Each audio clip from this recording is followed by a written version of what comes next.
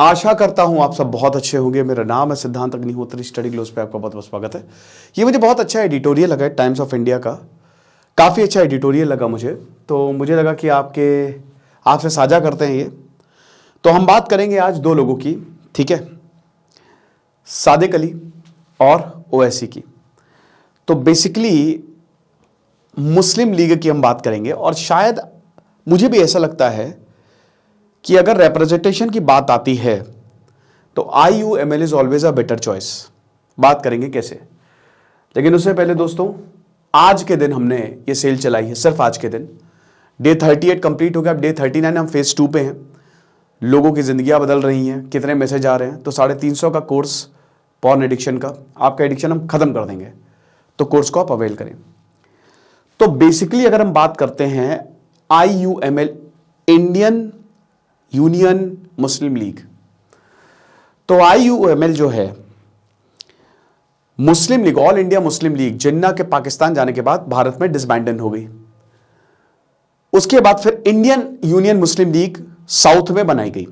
आपको बता दूं कि इस समय 4 MPs हैं IUML के लोकसभा में। और इंडियन मुस्लिम लीग बेसिकली 1951 से लगातार है, हालांकि बहुत पहले से ही एक्टिव है। 1956 के दौरान त्रावणकोर और मालाबार मुस्लिम लीग मर्ज हो गई। M मोहम्मद जो हैं वो बहुत ही इंपॉर्टेंट, M मोहम्मद इस्माइल बहुत ही इंपॉर्टेंट रोल प्ले किए और पार्टी को आगे ले गए।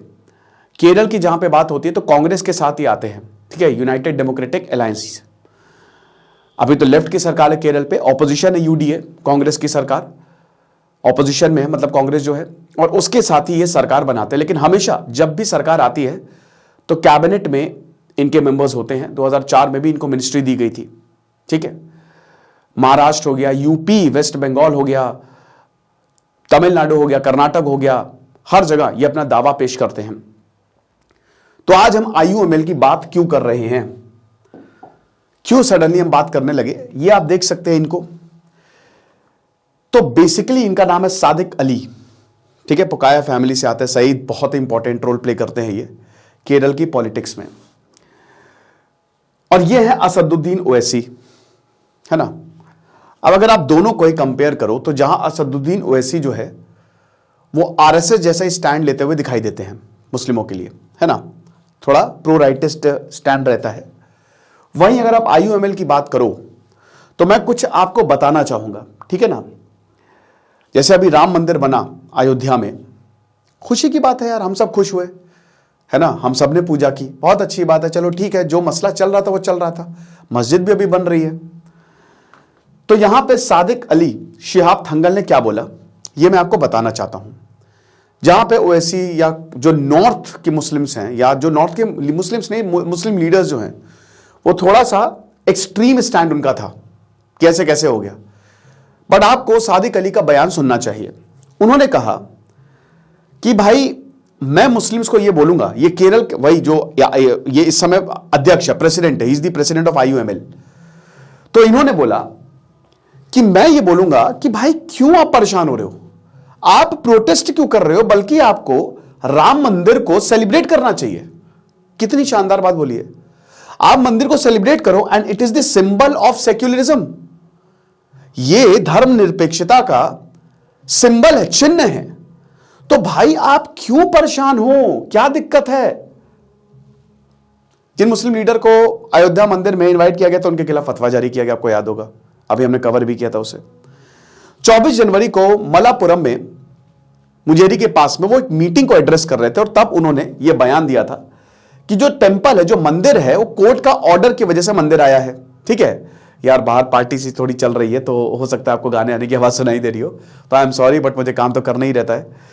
तो जो मंदिर है वो कोर्ट के ऑर्डर पे आया है, और बाबरी मस्जिद भी अब कंस्ट्रक्ट होगी ही होगी। तो भाई कोर्ट ने जब ऑर्डर दिया है तो आपको प्रोटेस्ट क्यों कर रहे हो भाई, आप इंस्टेड सेलिब्रेट करो, उनकी खुशी में शामिल हो। ये दो जो हैं they are now the part of India, ये भारत के पार्ट हैं। राम टेंपल और जो प्रपोज्ड बाबरी मस्जिद है, ये दो बेस्ट एग्जांपल है सेक्युलरिज्म के हमारे देश के, और हमको इसको सेलिब्रेट करना चाहिए रादर देन अपोज करना चाहिए। बहुत अच्छी बात है। साथ ही साथ थंगल ने यह भी बोला कि 1992 में जहां पे नॉर्थ में काफी दंगे हुए, कई जगह दंगे हुए, केरल में दंगे नहीं हुए। केरल में यहां पे बताते हैं कि साफ साफ ये निर्देश दिए थे कि कोई भी मुस्लिम हिंदू को हाथ नहीं लगाएगा, कोई भी, एक भी अगर पत्थर गया हिंदुओं के घर में तो वो सही नहीं होगा, हम खुद जमीन पे आके प्रोटेस्ट करेंगे उसके लिए। और इसीलिए केरल काफी हद तक शांत भी रहा था। ठीक है, इन्होंने ये भी बोला। अब उसके बाद जब ऐसा हुआ, ये मल्लापुरम स्पीच वायरल हुई, तो अगेन नॉर्थ की पॉलिटिक्स अलग है। देखिए ये सब पॉलिटिक्स है और मैं सादिक अली से इसीलिए सहमत हूं क्योंकि मुझे लगता है कि हिंसा तो कोई सोल्यूशन है नहीं। देखिए पॉलिटिक्स ऐसे काम करती है कि हर कोई चाहता है आप लड़ते रहो। ब्रिटिश चाहते थे लड़ते रहे हिंदू मुस्लिम, और आज की जो पार्टी चाहते वो भी चाहते हैं, चाहे वो मुस्लिम पार्टी हो चाहे वो हिंदू पार्टी हो, लेकिन वो चाहते लड़ते रहे क्योंकि लड़ेंगे तभी तो वोट मिलेगा। जब लड़ेंगे आप तो वोट मिलेगा। तो भाई सिंपल सी बात है कि लड़ना छोड़िए, आप ये बात समझिए। ठीक है, तो यहां पे मुस्लिम जो रिएक्शंस आए, लोकल मुस्लिम जो वहां के केरल के, उन्होंने काफी इसको वेलकम किया कि बहुत अच्छी बात बोली है। लेकिन बहुत जो बाहर के केरल के बाहर के लोग थे या बाहर की पार्टी, उन्होंने बोला कि भैया ये तो आरएसएस की बातें बोल रहे हैं, ये कम्युनिटी को धोखा दे रहे हैं, है ना। और पॉलिटिकल जो राइवल्स हैं उन्होंने बोला कि अगर ऐसा बोलोगे तो भैया हम काम समझ लो तुम्हारे खिलाफ ही करना शुरू कर देंगे, आप यूनाइट रहो। ये सारी चीजें जो है वो बोल रहे हैं।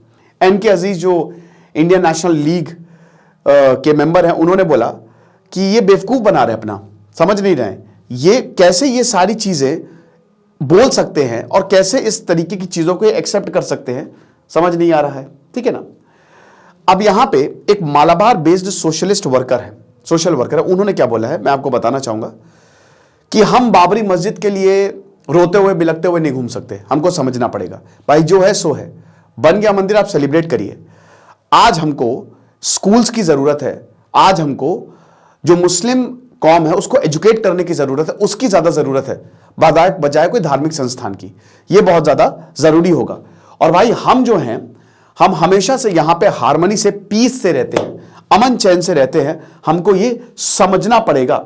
ठीक है ना। साथ ही साथ यहां पे ये भी बोला है कि भाई देखिए जो एजुकेटेड और टॉलरेंट मुस्लिम्स हैं इस समय, उनको इंडियन मुस्लिम लीडरशिप की कमान लेनी चाहिए।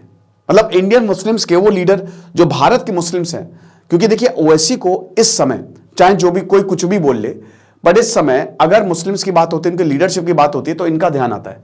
पर मैंने क्या पता इनका एक्सट्रीम स्टैंड रहता है। वहीं सादिक अली का स्टैंड जो है वो बहुत ही शांत रहता है, बहुत ही समझदारों वाला रहता है। वो कोई भी ऐसी बात नहीं करता है जो भड़काऊ हो, वो चीजों को समझते हैं। तो यहां पे बता रहे हैं कि अगर इंडियन मुस्लिम्स की लीडरशिप लेनी है तो मुस्लिम्स ऑफ केरला को लेनी चाहिए, क्योंकि वो ज्यादा एजुकेटेड है, ज्यादा टॉलरेंट है और वो ज्यादा बेटर होगा। और मैं भी इस बात से बिल्कुल सहमत हूं।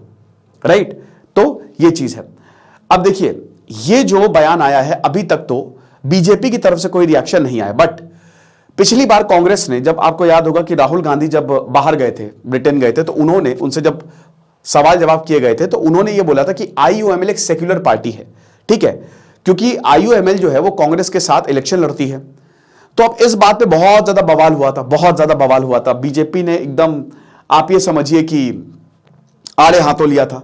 उन्होंने बोला कि कंप्लीट सेक्युलर पार्टी है। तो जो अनुराग ठाकुर है उन्होंने बोला था कि वही लोग हैं जो पार्टीशन के बाद भारत में रह गए, आइडियोलॉजी इनकी सेम है, मोहम्मद अली जिन्ना वाली ही आइडियोलॉजी है। ठीक है, और ये शरिया लॉ को एडवोकेट करते हैं, ये सेपरेट सीट्स चाहते हैं मुस्लिम्स के लिए। भाई मुस्लिम लीग 1909 जो मिंटो मॉर्ले रिफॉर्म, क्या सेपरेट इलेक्टोरेट आ गया था, है ना, और उसमें मुस्लिम लीग का एक बहुत बड़ा रोल था। तो बताते हैं कि वो वही लोग हैं, ये वही सेम मुस्लिम लीग के लोग हैं और ये अभी भी वही चाहते हैं ताकि सीटें जो है वो रिजर्व रहें। राहुल गांधी और कांग्रेस जो है वो हिंदू टेररिज्म को, मतलब उनको सही लगता है, लेकिन वो मुस्लिम्स लीग को सेक्युलर बोलते हैं। ये कहा अमित वाल्मी जो कि बीजेपी आईटी सेल है, उन्होंने बोला कि जिन्ना की मुस्लिम लीग है पार्टी, ये वही पार्टी है जो भारत के पार्टीशन के लिए, भारत के बंटवारे के लिए रिस्पॉन्सिबल थी। राजीव चंद्रशेखर जो मिनिस्टर फॉर आईटी हैं, उन्होंने बोला कि एक अल्टरनेट रियलिटी में रह रहे हैं, आईयूएमएल किधर से सेक्युलर हो गई। तो ये बीजेपी ने काफी निशाना साधा था और चीफ मिनिस्टर योगी आदित्यनाथ ने भी बोला, ठीक है, सुधांशु त्रिवेदी भी उस समय अभी भी स्पोक्स पर्सन है, उन्होंने बोला कि ये वही ओल्ड लीग है, न्यू मैनेजमेंट है बस। ठीक है, बट दोस्तों ऐसा पूरी तरीके से सत्य तो दिखाई नहीं देता। अब देखिए पॉलिटिक्स है, बोलेंगे तो ही राहुल गांधी को कॉर्नर करना है और राहुल गांधी को बीजेपी को कॉर्नर करना है, तो ये जो है आरोप प्रत्यारोप तो चलते ही रहेंगे। और हिंदुत्व पॉलिटिक्स जो है वो इलेक्शन का बड़ा मुद्दा बनी है भाई। आप ये समझिए कि अभी मैं प्रशांत किशोर को सुन रहा था तो उन्होंने बोला कि अब जैसे भारत जोड़ो न्याय यात्रा कर रही है तो उन्होंने उसको बकवास करार दिया। उन्होंने कहा कि अभी तक एक ही यात्रा बहुत सफल हुई है, वो लाल कृष्ण आडवाणी की है, गुजरात से अयोध्या तक। वो यात्रा बहुत सफल है क्योंकि उसने बीजेपी को ऊपर पहुंचा दिया, 2 सीटों से सीधा 88 और फिर सीधा सत्ता में। ये वो यात्रा सफल रही है। लेकिन यहां पे अगर आइडियोलॉजी की बात करें तो दोस्तों ये तो पॉलिटिक्स है, बट बीजेपी ने भी आईयूएमएल को सपोर्ट किया है, ऐसा नहीं है। जब जेनेवा में रिप्रेजेंटेशन भेजने की बारी थी तो अटल बिहारी वाजपेयी ने एक आईयूएमएल के लीडर को ही जेनेवा भेजा था। 2012 में जो नागपुर म्युनिसिपल कॉर्पोरेशन इलेक्शन हुए तब बीजेपी ने 2 आईयूएमएल सपोर्टर्स का साथ लिया था। तो मैंने आपको क्या बताया कि पर्दे के सामने तो नफरत है क्योंकि इलेक्शन है, कंपटीशन है, लेकिन पर्दे के पीछे बहुत कुछ ऐसा होता है जो आप आसानी से समझ सकते हैं। तो जैसा कि हमने बताया कि उसमें लेट ई अहमद, उनको जो है जेनेवा भेजा था United Nations as a representative of India to the United Nations. तो ऐसा नहीं है कि बीजेपी, वो वही है ना कि पॉलिटिक्स की बात है। अभी हो सकता है कि अगर आईयूएमएल बीजेपी के साथ आ जाए तो हो सकता है केरल में इलेक्शन लड़ जाए, और ये भी प्रोस्पेक्ट होगा ही होगा। सब कुछ सारी जो गणित है ना सब लगाई जा रही होगी कि इलेक्शन कैसे जीतना है, चाहे कांग्रेस हो चाहे बीजेपी हो। लेकिन अब जो प्रो मंत्र रिमार्क्स आए हैं उसमें बीजेपी का रिएक्शन देखना पड़ेगा, ये चीज है। अब क्लोज ऑब्जर्वर क्या कहते हैं कि कम्युनल पार्टी नहीं है। एक्सपर्ट्स का यही मानना है कि ये कम्युनिटेरियन पार्टी है। मतलब ये बिल्कुल सही बात है कि मुस्लिम इंटरेस्ट को ये बचाते हैं, लेकिन ये किसी कम्युनिटी को उन पे अटैक नहीं करते हैं या उनको सेंटर में नहीं लाते हैं। ये एक बहुत बड़ी बात है इनकी। दूसरी कम्युनिटीज को एलिनेट नहीं करते, सबको साथ में ही लेके चलते हैं। अब जो शाहजहां मदामपात हैं, एक वेल नोन कमेंटेटर है, उन्होंने आईयूएमएल के बारे में काफी कुछ लिखा है। वो बताते हैं कि ये इलिबरल कई बार है, कई बार करप्ट भी है, कई बार अपॉर्चुनिस्टिक भी है। ऐसा नहीं है, सब कुछ सही नहीं है आईयूएमएल में, गड़बड़ इनमें भी है। लेकिन हाँ, ये भी बिल्कुल सही है कि उन्होंने कभी भी अपने जो कैडर उनको मोबिलाइज नहीं किया। ठीक है, रिलीजियस डिवीजन इन्होंने कभी क्रिएट नहीं किया है। ठीक है, केरल में या कहीं पे भी कि भाई हिंदू मुस्लिम बट जाओ या मुस्लिम बट जाओ या ऐसा करो, तो ऐसी भड़काऊ भाषण जो है वो बिल्कुल भी हमको देखने को नहीं मिलते हैं। कृष्ण अनंत जो कि प्रोफेसर है सिक्किम यूनिवर्सिटी के, हिस्ट्री के प्रोफेसर है, उन्होंने भी बोला कि कुछ रेग्रेसिव पोजीशंस ली हैं। ऐसा नहीं है, यूनिफॉर्म सिविल कोड की बात करें तो शाह बानो की बात करें, यूनिफॉर्म सिविल कोड के सपोर्ट में नहीं है आईयूएमएल, ना ही शाह बानो के सपोर्ट, मतलब उसके भी सपोर्ट में नहीं थी। बट हाँ, एक चीज हमको समझनी पड़ेगी कि कॉन्स्टिट्यूशनल फ्रेमवर्क और सेक्युलर फ्रेमवर्क में रहकर आईयूएमएल काम करती है, यानी कि वो सबसे ऊपर संविधान को मानती है, नो डाउट। ठीक है, तो ये चीजें हमको समझनी पड़ेगी। अब देखिए, जो है सो है, बट हां ये बिल्कुल सही बात है कि इस समय जो मुस्लिम लीडर्स मुस्लिम्स हैं, अब जैसे हल्द्वानी हो गया, कहीं पे भी हो गया, ये समझिए कि इतनी सी भी 1% भी इस समय हिंसा नहीं करनी चाहिए। एकदम समझ रहे हो, प्रोटेस्ट करना है उसके अलग तरीके होते हैं। तो यहां पे जो पढ़े लिखे लोग हैं, ठीक है, आईयूएमएल जैसे दे आर वेरी, जो केरल के Muslims they are very educated and tolerant, उनको रिप्रेजेंटेशन करना चाहिए। ना कि मुझे पर्सनली लगता है कि ऐसे लोगों का रिप्रेजेंटेशन करना चाहिए जो ज्यादा कट्टर है इंडियन मुस्लिम्स की, तब जाके चीजें बेहतर होंगी। क्योंकि हम सबको साथ में आगे बढ़ना है ना, हम सबको साथ में अच्छा करना है, एक शांतिप्रिय देश बनाना है, भारत को मिसाल बनाना है। तो ये लेक्चर था, अच्छा एडिटोरियल था, बहुत ही अच्छा एडिटोरियल था। तो मुझे लगा कि ये आपको बताना चाहिए। खुश रहिए, पढ़ते रहिए। दिस इज सिद्धांत अग्निहोत्री साइनिंग ऑफ।